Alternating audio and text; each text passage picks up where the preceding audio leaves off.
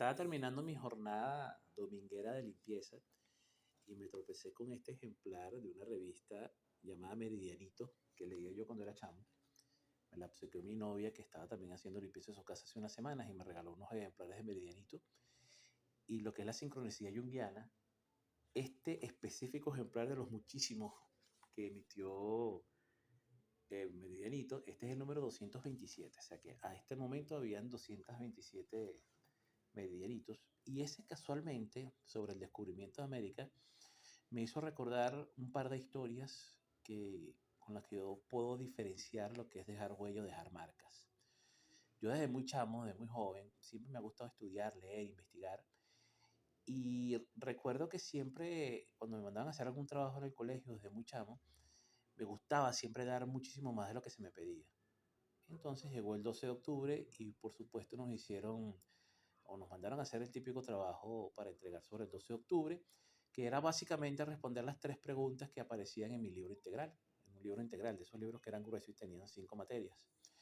Entonces básicamente era ver las 5 preguntas, las tres preguntas que aparecían en el libro, leerte el capítulo, que eran 4 o 5 páginas apenas, y donde la respuesta a las preguntas generalmente estaban o resaltadas en negrilla o las ponían en cursiva, para que ni siquiera tuviéramos que leer a nivel de comprensión para poder responder a las preguntas. Entonces básicamente se trataba de copiar del libro a una hoja en blanco y los más avesados, los mejores estudiantes lo que hacían era usar 2 o 3 tipos de color diferente de lapiceros, que si el negro para poner el nombre, el rojo para las preguntas y el azul para dar las respuestas, ¿no? Ese era el estándar. Una vez que concluí mi trabajo, siempre me quedaba la inquietud de que era muy poco, de que todo el mundo iba a entregar exactamente lo mismo. Mi madre, que siempre tuvo por costumbre llenarnos de libros, de comprarnos muchísimos libros, yo siempre tenía mínimo 4 libros por cada materia. Mi mamá nos compraba los libros que nos pedían en el colegio y adicionalmente compraba otros libros de texto. Y dentro de los libros que ella siempre nos compraba, siempre habían textos ya a nivel universitario de los temas. Entonces, yo tenía, por ejemplo, de historia, hablando de historia, tenía el libro integral, tenía un par de libros de historias de bachillerato, estando yo en primaria, y tenía también algunos libros de historia contemporánea, de historia universal, pero ya libros de texto de universidad, ¿no? Entonces me puse a leer sobre esas mismas 4 preguntas y a buscar información. Y me acuerdo yo que pasé todo el fin de semana haciendo las tareas pendientes para entregar el día lunes.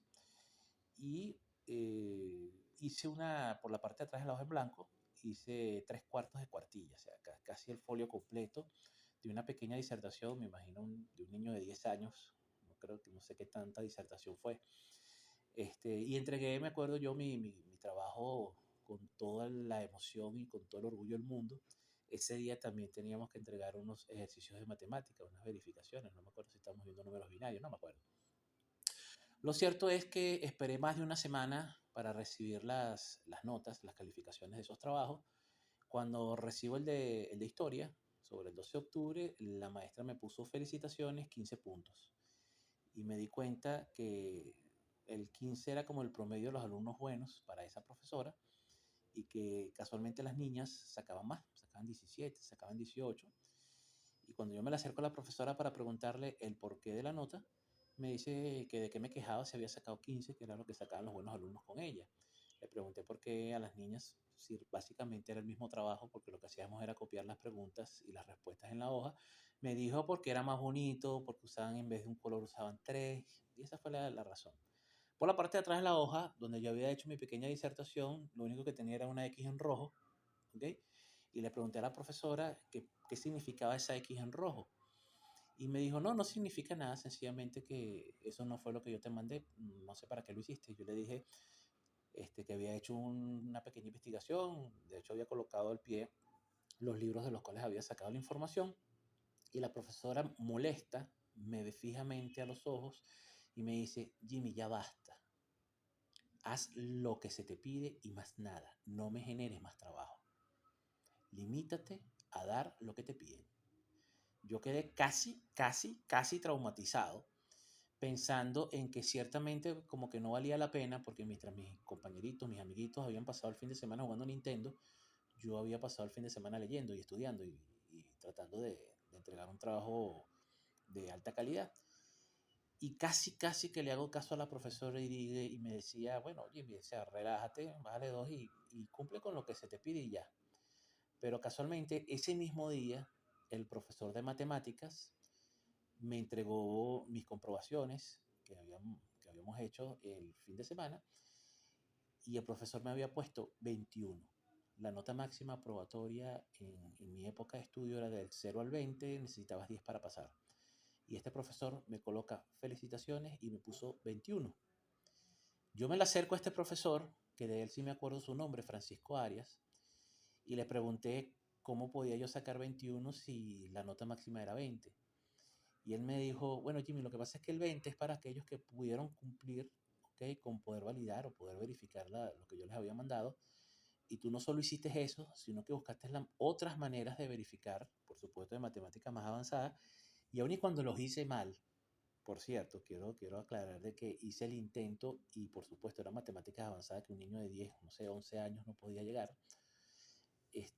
Dejé ahí el ejercicio de que intenté validarlo por otro método y el profesor no solo me dijo que se emocionó mucho al ver el intento que yo había hecho de comprobar matemáticamente algo que no estaba a mi nivel, y no solo se tomó el tiempo para explicarme dónde yo me había equivocado en esa segunda comprobación, sino que en cada parte del proceso de explicación me seguía felicitando por el esfuerzo que yo había intentado hacer al momento de validar